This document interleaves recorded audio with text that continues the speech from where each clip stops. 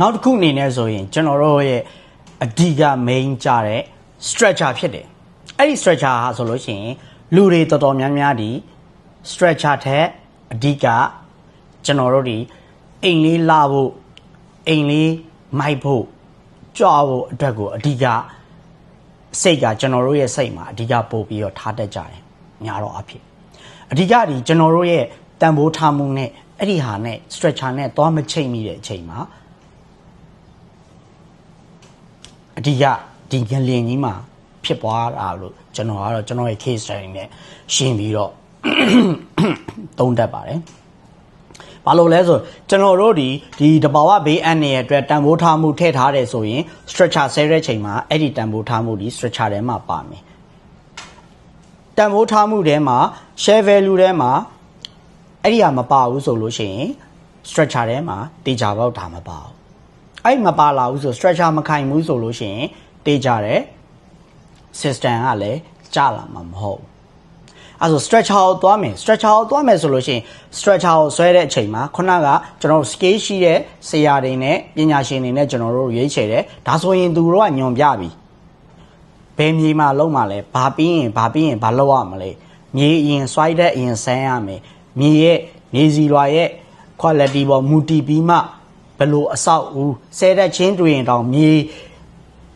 ရဲ့ quality ပေါ်မူတည်ပြီးမှအဆောက်အဦရဲ့သူ့ရဲ့ structure design ကမတူဘူးဆယ်တဲ့ချင်းတူတယ်တပုံစံနဲ့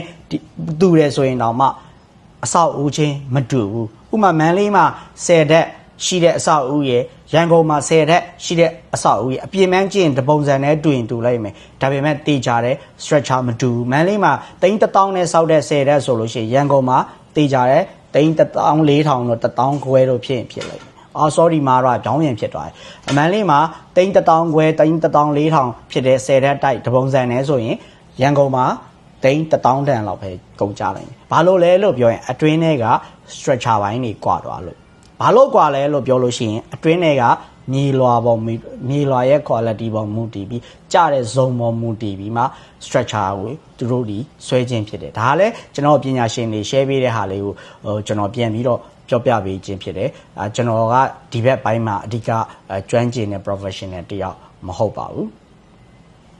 ဒါတော့ကျွန်တော် stretcher ဆွဲပြီးပြီဆိုရင် stretcher ကိုကျွန်တော်စဉ်းစားတယ်ဆိုရင် share value နဲ့ stretcher နဲ့ချိန်ပြီးစဉ်းစားတယ်ချိန်ပြီးစဉ်းစားပြီးပြီဆိုရင်ကျွန်တော်တို့ဘာကိုပြန်စဉ်းစားရတယ်ဆိုကျွန်တော် system ကိုပြန်ချိန်ရတယ် system ဆိုလို့ရှိရင် system ဖြစ်ဖို့ဆိုလို့ရှိရင် P 3လုံးနဲ့တွားရတယ်ပထမ P က process ဒုတိယ P က procedureတတိယ P က policy အဲ့ဒီဟာ၃ခုနဲ့တွားရတယ်တေးကြတယ်ကျွန်တော်လုပ်ခဲ့တော့အဲ့ဒီဟာတွေကျွန်တော်လုပ်ခဲ့အဓိကကျွန်တော် process က SOP တော့ process တော့ကတခုမှကြော်လို့မရအောင် structure မှာမလုပ်ခင် site design ရတယ်အဲ့ site ပေါ်မူတည် structure ဆွဲရတယ်ဆွဲပြီး structure ပေးလိုက်တဲ့ design ပေါ်မူတည်ပြီးကျွန်တော်အဲ့ design အတိုင်း design ချင်းကိုကျွန်တော်တို့ဒီလုပ်ရတယ်ကြော်ပြီးလဲလုပ်လို့မရဘူး SOP တိုင်းသွားပြီးလုပ်ရတယ်အဲ့မှာ policy တွေရှိရယ် policy ကဘာလဲသူရဲ့ gate ပြည့်သုံးရမှာလား gate ရော့သုံးရမှာလားဘယ်လို quality မျိုးနဲ့သုံးရမှာလားဘယ်လို quality မျိုးနဲ့မသုံးရဘူးလေဒါတွေအကုန်လုံးရှိပြီးတာဘယ်ချိန်မှာလောင်းရမယ်ဘယ်ချိန်မှာဘယ်လိုလောင်းရမယ်ဒီ system နဲ့တည်ဆောက်ခဲ့တာအိမ်တစ်လုံးကကျွန်တော်တို့ပြန်လဲသုံးသပ်ဖို့လိုတယ်ကျွန်တော်ရောတရားရခိုင်နှုန်းလောက်ခဲ့နိုင်လားလို့ပြောတရားရခိုင်နှုန်းမလောက်ခဲ့နိုင်ပါဘူးဒါပေမဲ့ကျွန်တော်အသက်နိုင်ဆုံးစူးစမ်းပြီးတော့လုပ်ခဲ့တယ်အဲ့ဒီရဲ့ result ကလေးကိုပဲကျွန်တော်ပြန်ပြီးတော့ရခဲ့တဲ့ဟာပုံမူတည်ပြီးမှပြန်လဲ share ပေးခြင်းဖြစ်ပါတယ်အဲကြောင့် process policy SOP အဓိကအဲ့ဒီအရာတွေပေါ်မူတည်ပြီးမှကျွန်တော်တို့ဒီပုံမှန်လှုပ်ဆောင်ရတယ်အဲကြောင့် site တဲ့မဆမ်းမဲနဲ့အဓိက structure တွေဆွဲတယ်တချို့ဆိုရင်ဘယ်လိုလို့ကျွန်တော်တို့ structure ကဘယ်လိုတိတိကျကျဆွဲနိုင်မှာလဲအဲ့တော့အဲ့ဒီပေါ်မူတည်ပြီးတော့ကျွန်တော်တို့ကငလျင်တန်းကို structure ဆွဲတဲ့ engineer က